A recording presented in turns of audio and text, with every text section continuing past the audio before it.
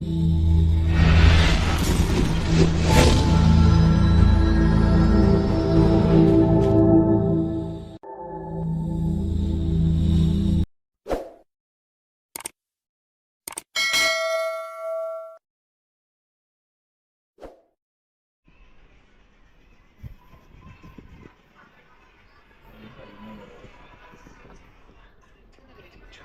Guys, good morning. ಇವಾಗ ಎದ್ದೊಳ್ತಾ ಇರೋದು, video ಮಾಡ್ತಾ ಇರೋದು ನಂಗೆ ಗೊತ್ತಿಲ್ಲ. ಅವಾಗಿಂದ ಎದ್ದೊಳಿಸ್ತಾ ಇನ್ನು ಬೇಗ ಬರೋ ಬೀಚ್ ಕೊಡಕ್ಕೆ ಯಾರು ಬರ್ತಾನೆ ಇಲ್ಲ. ನಿಂತಿದೆ ನೋಡು, ಬರೋ ಹೋಣ ಮುಖಾನ ತಂದಿಲ್ಲ ಬೀಚಿಗೆ ಹೋಗ್ತಲ್ಲಂತೆ. ಆಚೆ ಬಂದ್ವಿ, ಎಲ್ಲರೂ ಆಚೆ ಹೋಗೋಣ ಬೀಚ್ ಹತ್ರ ಅಂದ್ಬಿಟ್ಟು. ಗಾಡಿಗೆ ಮಾತ್ರ ಒಳ್ಳೆ ಪಾರ್ಕಿಂಗ್ ಸಿಕ್ಕೈತೆ.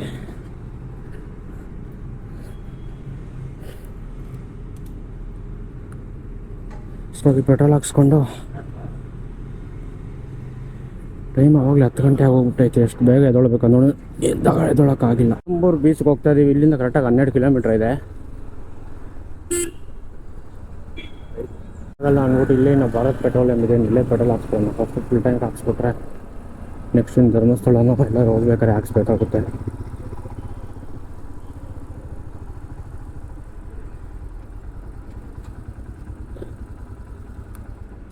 $99.5.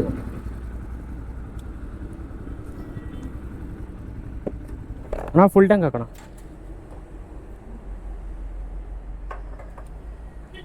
ಇದು ಎಷ್ಟೊಂದೈತೆ ಇವಾಗ? ಫುಲ್ ಟ್ಯಾಂಕ್ ಆಗೈತೆ. ಟೋಟಲಾಗಿ ಇಲ್ಲಿ ಗಂಟ ನಾವು ಮನೆಯಿಂದ 445 ಕಿಲೋಮೀಟ್ರ್ ಬಂದಿದ್ದೀವಿ.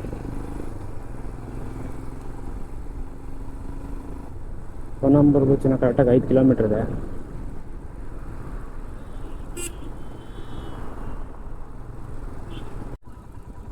ಇಲ್ಲಾಕು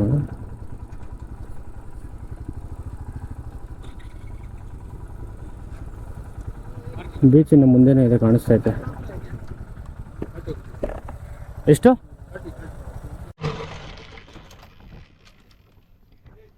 ಅವಾಗ ಯಾವಾಗ ಚಿಕ್ಕ ವಯಸ್ಸಾಗ್ತಿಂತ ಕಾಣಿಸ್ತಿಲ್ಲ ಅಲ್ಲಿ ಬೀಚಲ್ಲಿ ಕತ್ತಲ್ ಮಲ್ಗೋಗ್ಬಿಡಿ.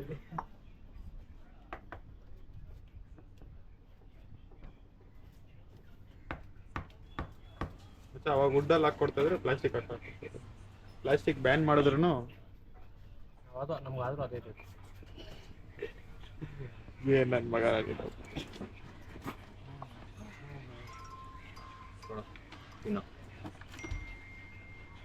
ಇವನ್ ಯಾರೋ ಬಂದ ಗೊತ್ತಿಲ್ಲ. ಹಲೋ ಹೋಗ್ಬಲ್ಲ ಶಾಮ್ को देखो क्यों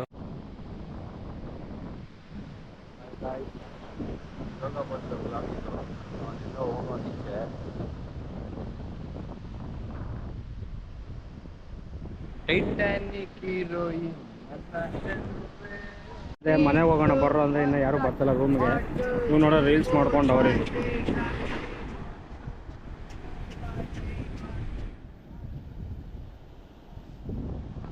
ಫಸ್ಟ್ ಇವಾಗ ಇನ್ನೇನು ಊಟ ಮಾಡಿಬಿಟ್ಟು ಧರ್ಮಸ್ಥಳಕ್ಕೆ ಅಂತ ಹೇಳ್ತವ್ರೆ, ಧರ್ಮಸ್ಥಳಕ್ಕೆ ಹೋಗ್ಬಿಟ್ಟು ನೈಟ್ ಇವತ್ತು ಅಲ್ಲೇ ಸ್ಟೇ ಆಗಿಬಿಟ್ಟು ಬೆಳಗ್ಗೆ ಇನ್ನು ಲೇಟಾಗಿ ಬೆಂಗಳೂರಿಗೆ ಹೋಗ್ಬಿಟ್ಟು ಕುಕ್ಕೆ ಸುಬ್ರಹ್ಮಣ್ಯ ದೇವಸ್ಥಾನಕ್ಕೆ ಹೋಗ್ಬೇಕಿನ್ನು. ನಾನು ಫುಲ್ಲು ಟ್ಯಾನ್ ಆಗ್ಬಿಟ್ಟು ಗಾಡಿ ಬೆಳಗ್ಗೆ ನಾವು 10 ಗಂಟೆ ಹಂಗೆ ಬಂದಿರೋದೇನೋ, 10-10:30 ಹಂಗೆ. ಆವಾಗ ಟೈಮು 3 ಕಾಲಾಗಿದೆ. ಫುಲ್ಲು ಬಾಡಿ ಎಲ್ಲ ಬೇಗ ಡಿಹೈಡ್ರೇಟ್ ಆಗೋಗುತ್ತೆ. ಎಷ್ಟೇ ನೀರು ಕುಡಿದ್ರೂ ಸಾಕಾಗಲ್ಲ, ಎಲ್ಲ ಸುಸ್ತಾಗೋಗ್ಬಿಟ್ಟವ್ರೆ. ಫಸ್ಟ್ ರೂಮ್ಗೆ ಹೋಗಿ ಸ್ನಾನ ಮಾಡ್ಕೊಂಡು ಫ್ರೆಶ್ ಅಪ್ ಆಗಿ ಇನ್ನೊಂದು ಸ್ವಲ್ಪ ಹೊತ್ತಿಗೇನೋ ಬಿಡಬೇಕು ಧರ್ಮಸ್ಥಳಗೆ. ಊಟ ಅಂತೂ ಒಂಚೂರು ಚೆನ್ನಾಗಿಲ್ಲ ಇಲ್ಲಿ.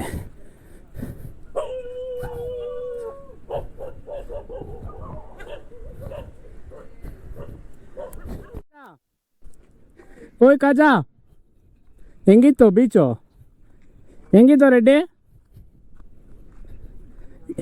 ಅಲ್ಲಿ ಎಷ್ಟು ಕೊಡ್ತೀಯ ರೇಟಿಂಗು? ರೇಟಿಂಗ್ ಎಷ್ಟು ಕೊಡ್ತೀಯಾ? ರೇಟಿಂಗು ಇವಾಗ ಬಿಸಿಲಲ್ವಾ, 10 to 10 ಕೊಡ್ತೀನಿ. ದುಡ್ಡಿದ್ರೆ ಬರ್ಬೇಕಷ್ಟೇ. ದುಡ್ಡಿದ್ರೆ ಬರ್ಬೇಕಾ? ಅದಕ್ಕೆ 2 ದಿವಸದಿಂದ ಬರೀ ಒಂದು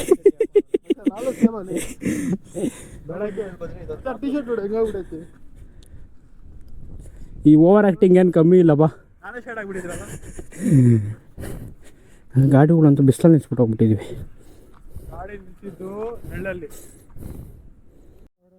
ಲಾರಿಗಳೆಲ್ಲ ನಿಲ್ಸ್ಕೊಂಬಿಟ್ಟವ್ರಲ್ಲ ಏನಾಗೆ. ಇಲ್ಲಿ ಏನು ನಡೀತಾ ಇದೆ ಏನೋ ಚೆಕ್ಕಿಂಗ್ ಏನಾದರೂ ಇರಬೇಕೇನೋ.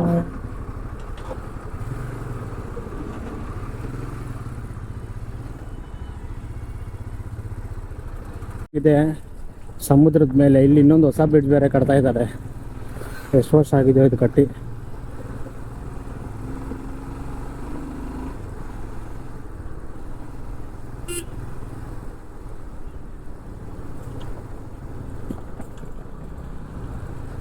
ಬಂದ್ಬಿಟ್ಟಿದ್ದೀವಿ ರೂಮ್ ಹತ್ರ. ಗಾಡಿ ನೋಡಿ ಪಾರ್ಕ್ ಮಾಡಿಬಿಟ್ಟು ಎಲ್ಲ ಊಟ ಮಾಡಬೇಕು.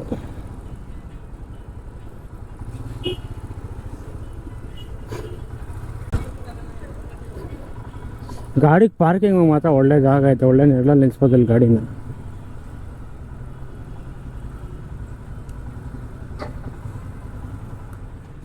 ಹೋಗಿ ಫ್ರೆಶ್ ಅಪ್ ಆಗಿ ಬೇಗ ದೇವಸ್ಥಾನಕ್ಕೂ ರೆಡಿ ಆಗಬೇಕು. ಬೇಗ ಹೋಗಿನ ಮಾಡ್ತಾಯಿದ್ದೀವಿ. ಇನ್ನು 5 ಗಂಟೆಗೆ ಬಿಡ್ಬೇಕು ಅಂದ್ಕೊಂಡಿದ್ದು ನೋಡ್ರೆ 7 ಗಂಟೆ ಆಗೈತೆ ಅವಾಗಲೇ ಟೈಮು. ಹೋಗಿ ಲಿಫ್ಟಲ್ಲಿ ಹೋಗ್ಬೇಕು. ಬರ್ರೋ ಬೇಗ.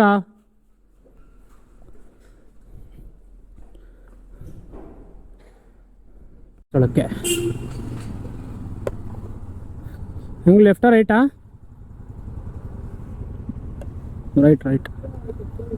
ರೈಟು.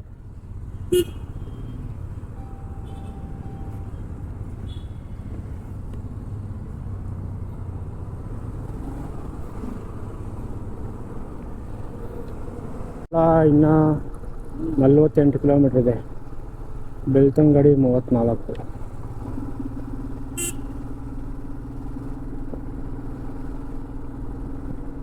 ಹೋಗೋ ಅಷ್ಟರಲ್ಲಿ ಊಟ ಸಿಗುತ್ತಾ ಇಲ್ವ ಇನ್ನೂ ಅದು ಗೊತ್ತಿಲ್ಲ. ಟೈಮ್ ಆಗೋಗ್ಲಿ 8:15 ಆಗೋಗಿದೆ.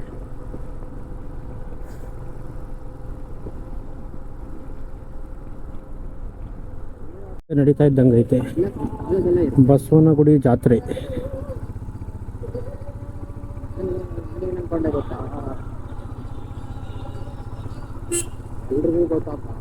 ಧರ್ಮಸ್ಥಳ ಕರೆಕ್ಟಾಗಿ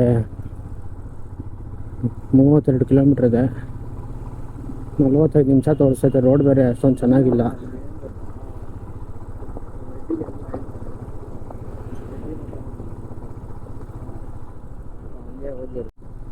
ರೋಡ್ ಏನು ಜಾಸ್ತಿ ಕಾಣಿಸ್ತಾನೆ ಇಲ್ಲ.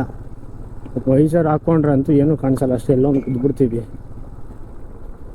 ರೋಡ್ ಫುಲ್ಲು ಕನ್ಸ್ಟ್ರಕ್ಷನಲ್ಲೇ ಇದೆ. ಒಂದು ಅರ್ಧ ಕಿಲೋಮೀಟ್ರ್ ಚೆನ್ನಾಗಿರುತ್ತೆ ರೋಡು, ಇನ್ನೊಂದು 2 ಕಿಲೋಮೀಟ್ರ್ ಚೆನ್ನಾಗಿರಲ್ಲ. 9 ಗಂಟೆ ಆಗ್ತಾ ಇದೆ. 9:15 ಬೇರೆ ಊಟ ಕ್ಲೋಸ್ ಅಂತೆ. ಒಳಗಡೆ ಧರ್ಮಸ್ಥಳಕ್ಕೆ ಹೋಗ್ಬಿಡ್ಬೇಕು.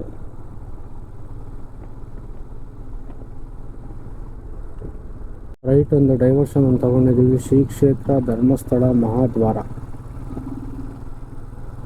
ರೀಚ್ ಆಗೋದ್ವಿ. ಟೈಮ್ ಇವಾಗ 9:30 ಆಗಿದೆ. Dharmasthala entrance, gate way of Dharmasthala. ಎಲ್ಲ ರೂಮು ಹುಡುಕಿ ಊಟ ಮಾಡಬೇಕು ಫಸ್ಟು.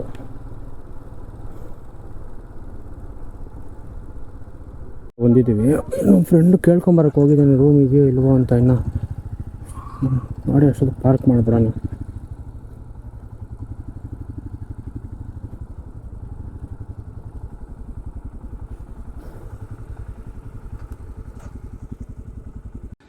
ಕೊನೆಗೂ ಊಟ ಆಯ್ತು ಅಂತ ಗೊತ್ತಾಗಿದ ತಕ್ಷಣ ಎಲ್ಲ ಓಡ್ತವ್ರೆ. ಫಸ್ಟಲ್ಲಿ ನೋಡಿ ಯಾರವ್ರೆ ಅಂತ. ಬಟ್ ಇವಾಗ ಕಾಣಿಸಲ್ಲ ಅವರು. ಬೆಳಗ್ಗೆ ತೋರಿಸ್ತೀನಿ. ಟಾರ್ಚ್ ಹಾಕಿ ಅವ್ರಿಗೆ ಸ್ವಲ್ಪ. ಈ ಅವರೇ ಬೆಳಕಿಗೆ ಹೋಗ್ತಾ ಇದ್ದಾರೆ.